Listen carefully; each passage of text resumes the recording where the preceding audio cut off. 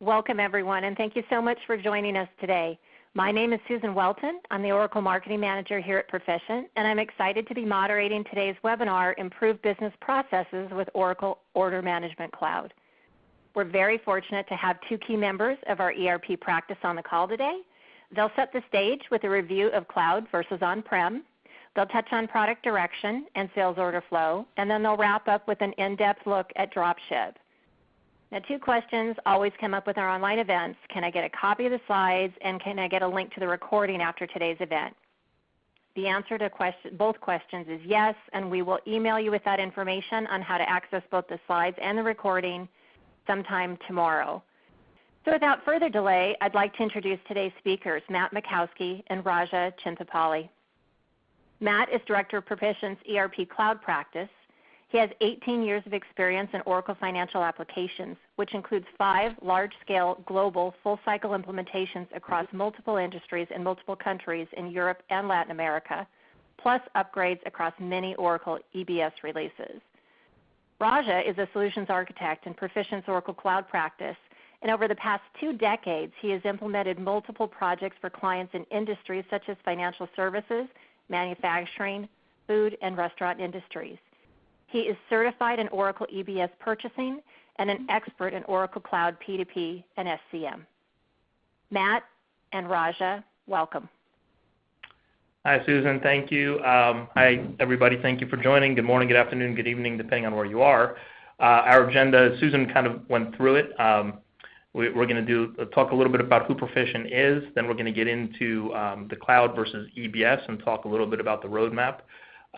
Then we'll walk through a sales order flow, kind of a generic sales order flow to give you the look and feel of cloud, which I think everyone is excited to see. And drop shipments, Raja will walk through a drop shipment scenario specifically.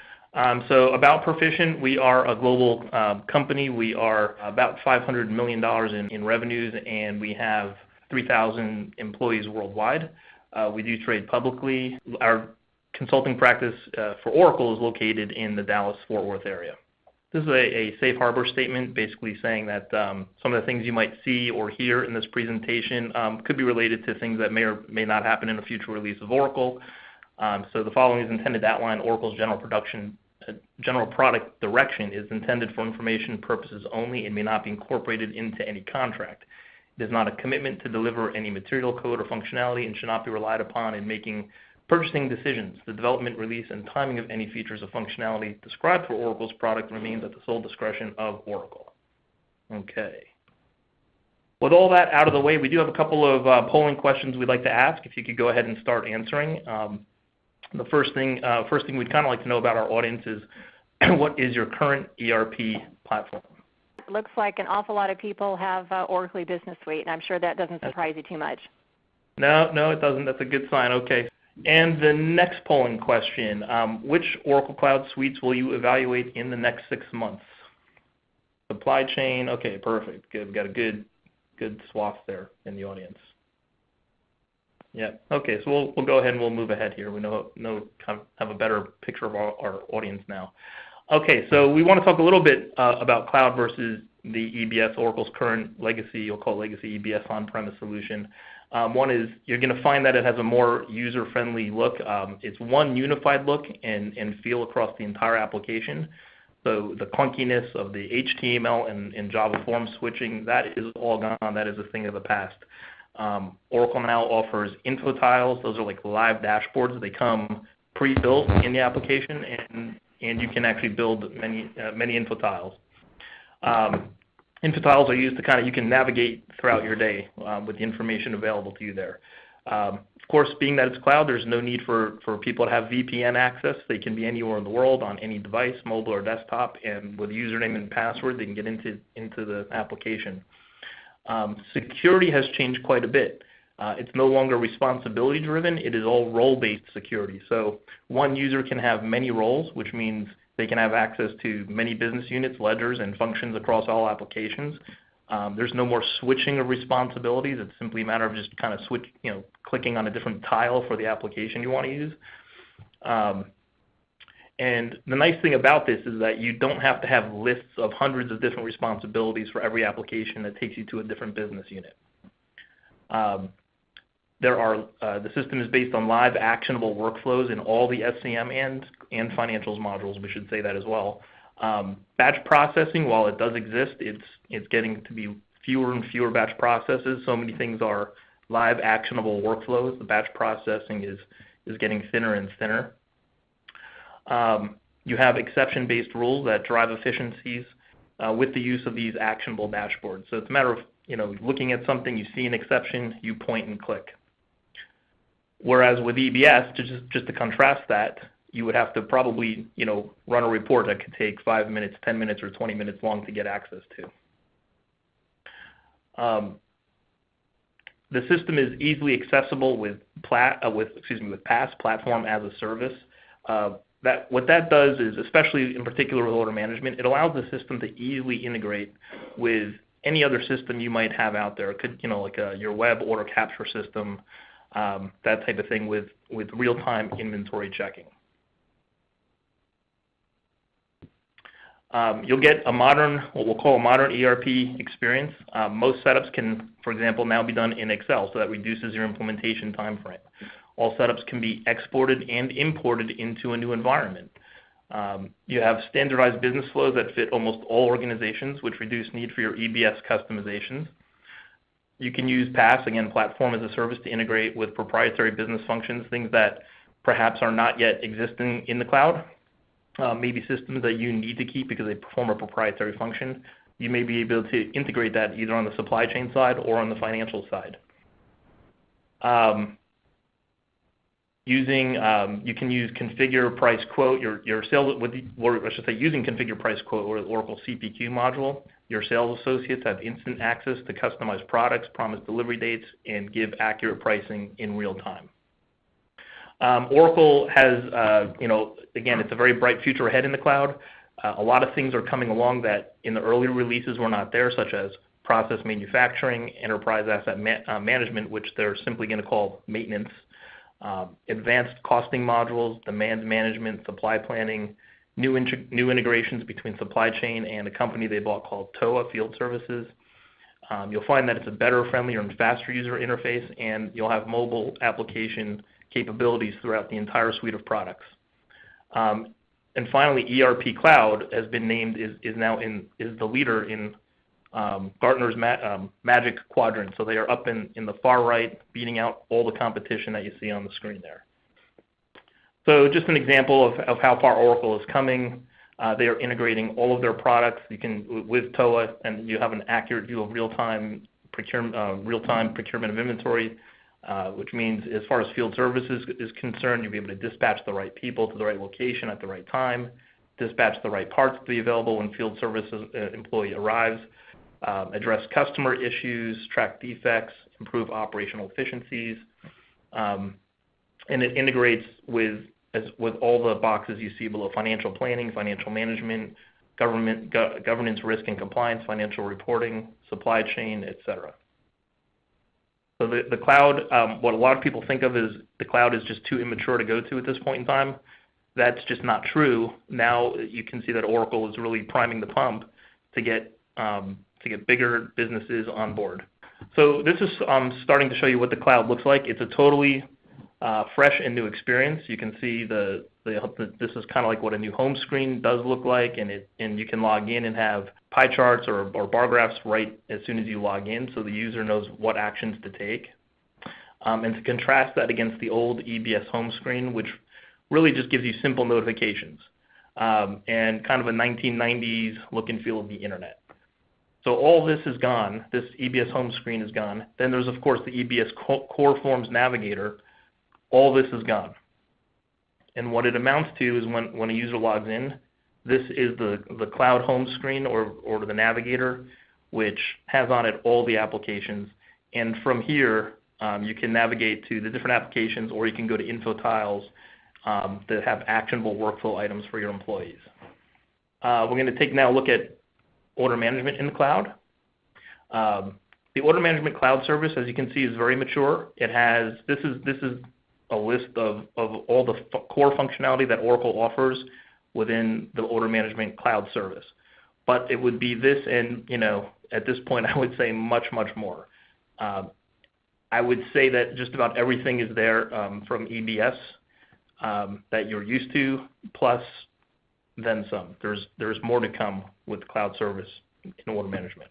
The order management service offers these integrations.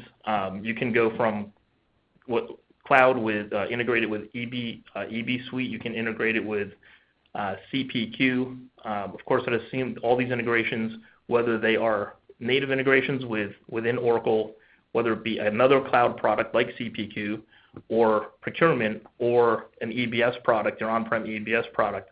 All these integrations can be built through PaaS and look rather seamless to an end user. And here's just more information, more diagrams on that same concept here. One of the very cool things about cloud, and this is true of just about all the applications and not just order management, is when you go to, whether it be creating journal entries or in this case creating a sales order, you're going to get information, useful information immediately. And again, these are the types of things that in EBS you would have to go run reports for and very likely custom reports for. These fields come seeded out of the box. Orders that are on back order, orders that are in jeopardy, orders that are past due, orders that have errors on them, orders that are on hold, fulfillment lines that are in jeopardy. In addition to what Oracle seeds, you can actually build more of these to fit your particular business needs. And if you click on any one of these bars, it will actually take you to a listing of every order that is in that criteria. So in the sales order flow, from that info tile screen, a user doesn't have to navigate somewhere else in its entirety to start to create an order. From that screen, they have a taskbar, and from that taskbar, they can go immediately to create an order. So we're starting to now see what the sales order screen looks like, that you can select a business unit with a big drop down there. So this particular user has access to all the business units in the system.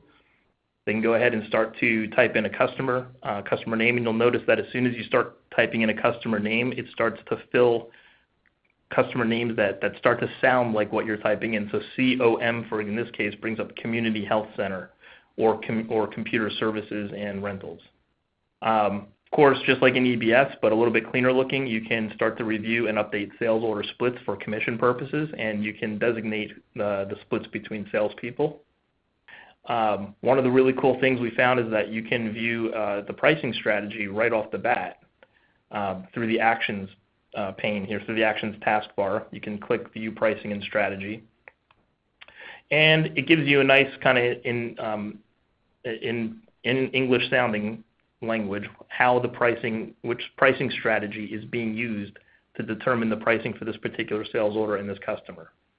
The next part once you're done with the header information, you can start to add an item, and again, it's a little bit friendlier looking. You can start to type in an item name, and it starts to pop up a list filled with item names that look like, that sound like what you're typing in. So AS starts to bring up, 3 or 4 different items right away. And the really nice thing about it is it gives you immediate livestock validation. Sorry, that sounded like livestock, but it's livestock validation. So if I type in an item here, I'm ordering just one in this case, it's telling me immediately that it's in stock. Now, I haven't yet said what warehouse to pull it from yet or how it's going to be distributed from where, but it does know that it's in stock and available to go. You can also view immediately the pricing calculation, so how the pricing on this particular item was calculated, tells you what the list price was, what discount is being applied, and it can give you a broader view too as to how that price is coming down. You can add shipping information, such as, I'm going to ship this FedEx second day air. And here you can pick, if you wanted to pick specifically your warehouse, although business rules can determine what warehouse something may be shipped from, you can pick it from this list. And then finally it tells you that, hey, based on this warehouse and based on the shipping method, et cetera, that the availability status is now on time. So now not only do you know that you have it where you think you have it, where you need to have it, and that it will reach the customer when you've promised it. The order fulfillment view gives you nice screens that you can look at. It shows you what Oracle now calls in the cloud, and if you're an EBS user, this is all new terminology to you. The order orchestration, that's basically a fancy name for workflow. but it's the orchestration as to how an order gets from the supplier through you down to your customer. And when you look at a fulfillment view on an order, for every fulfillment line, it gets an orchestration process number that you can click on as a hyperlink, which will take you down into the fulfillment view. And what's nice about this is you can see exactly in a very nice graphical format here, colorful graphical format, almost in a Gantt-like chart way, what phase your order is in. So you can see that here it's been scheduled and reserved, and the status is awaiting shipping. You can then very easily, within the same screens, go to pick release. So this whole process of, again, batch processing and that kind of thing, it's all still there. You can pick in waves and do batch picking processes, but it's also right there on the screens, easily accessible to do, which can be controlled by security, of course. Gives you this is like a live shipping view. Tells you what from a given warehouse through a particular carrier is ready to ship, if there's any exceptions, a nice pie chart. You can view shipping details on an order very easily, again, from those same screens. And then finally, you can go through the ship confirmation process. As the order moves through the supply chain and through your business process, again, you can come back to the order orchestration, the fulfillment status, and now see that we have gone one step further, that this order has been shipped and is effectively waiting to be invoiced. This is now on the financial side of the house, what an invoice starts to look like. A lot of the same information available that you'll get in EBS. Same exact. Some of the things that are in EBS are very similar. They almost map one-to-one with the cloud and financials, especially. So you'll see if you're a financials EBS person, you'll recognize these screens. And this is what an invoice will look like. Again, standard invoice, of course, through BI tools, you can develop your custom invoices to be more specifically how you want them to look for your customers. Finally, the order fulfillment status, you can see has been invoiced. Status of billed. So we're going to take a quick break here to do one more polling question. What is the primary business driver for your migration to cloud platforms? Okay, I think we have a lot of answers here. Looks like all of the above is the winner here. What is the primary business driver? So adoption of modern processes, need for a solution that can scale, reduction in maintenance costs, and decustomize the current solution. And cloud meets all those requirements. I will say, especially in the reduction in maintenance costs. I mean, you have no more hardware that you're taking care of, no more internal staff to worry about hardware failures or anything like that. It's all in the cloud. Okay, I'm going to now hand it over to Raja to go through a dropship flow. So Raja, go ahead and take that away. Hi, good afternoon. I'll be going through the dropship flow, and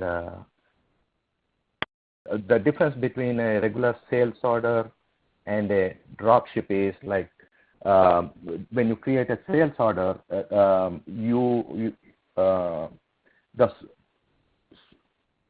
it would be sourced through the supplier, and a supplier ships directly to your customer, but you would be billing your customer. You will be invoicing the customer. So instead of coming into your inventory and then going out, it's going directly to the customer. Order management sends requests to global order promising to schedule order, global order promising, check sourcing rules to promise the order, and sourcing rules determine like how is your, where do you get your goods to fulfill the sales order. Global order promising assigns supplier and response to order management. Order management now knows that the order is to be drop shipped. Fulfillment line is set to schedule status. Order management sends a purchase request to procurement. Procurement creates a requisition. All these processes are automatically created. Requisition, the moment you submit the sales order, a requisition is created, and a purchase order is automatically created from that requisition. So there is no manual effort here. It's just the steps that we are following. fulfillment line status is changes to requisition created, and purchase order is created and sent to supplier for fulfillment. And you can see all these statuses and purchase order number and requisition in your fulfillment view of the sales order. Fulfillment line status is changes to awaiting shipping. Now, this is the general sales order screen, and the only difference is, like, instead of sourcing the items from your inventory or warehouse, your source is supplier. As you can see in the box, the supplier, you directly create a purchase order out of that dropship and send it to the supplier. Everything else is the same. And this is the fulfillment line, and here you can see on the right-hand bottom corner the requisition number. When you submitted the sales order, it would give you the requisition number, and when you click on the order orchestration process, it will also show you the purchase order number. Yeah, this is the purchase order created out of the dropship. It's a regular purchase order. Only difference is this is created through the order orchestration process. This would have reference to that sales order. And here is the part, like the way system understands and creates a dummy receipt in the system is like there are two ways of doing it. One is if you have iSupplier implemented, you can have your suppliers registered with the iSupplier, and when you when you create a purchase order, your suppliers can see the purchase order, and then they can send you, once the goods are shipped, they can send you an ASN, and automatically a receipt is created, and sales order status changes to awaiting billing for receivables, to send it to receivables. This is the automated process. But in here, some of the customers, some of your suppliers might not have the iSupplier capability, so they can also create a they can send you an invoice, and when you enter an invoice in accounts payable, the system automatically, once you validate it and run a few processes, the system changes the status to shipped and awaiting billing in the sales order. These are the processes that we need to run to update the sales order status. Transfer invoice detail to supply chain financial flow orchestration, sends details about validated invoices, canceled invoices, and corrected invoices to financial orchestration. Transfer ownership chain events to receiving, sends details about the AP invoice match from financial orchestration to the receiving process. Manage receiving transactions. This process validates and processes the receipt transaction received into open interfaces automatically without user intervention. So that's a process, like, to update the status. But if you have iSupplier implemented and all your suppliers are registered with iSupplier, these steps can be bypassed. Now, once the sales order status changes to shipped and awaiting billing, you can run the auto invoice to import the transactions into your receivables and verify. You can your accounts receivable team can verify that if that transaction is created in receivables, and just to create billing and stuff like that. Okay, terrific. So I'm going to go ahead and advance to the next slide and just remind people that we do have a webinar that's coming up next month, and it's about Discover to Oracle Business Analytics. So if that's a topic of interest, please look for that on the website. And if anybody's going to Oracle Open World, Perficient is definitely going to be there. So please make sure to stop by our booth. We will have representatives from our ERP team that will be there. So make sure that you you stop by and say hello and introduce yourself. And as a reminder, do check out our blogs. We have very informational blog posts ongoing that are posted weekly. So I think it's a great resource for folks to see what's up and coming. We talk about new releases, just quite a variety of information that's available for you. So at this point, I'm going to go ahead and close today's event, and thank you so much for coming. And we'll let you go a little bit early today, and we hope to see you online in the future. Thank you.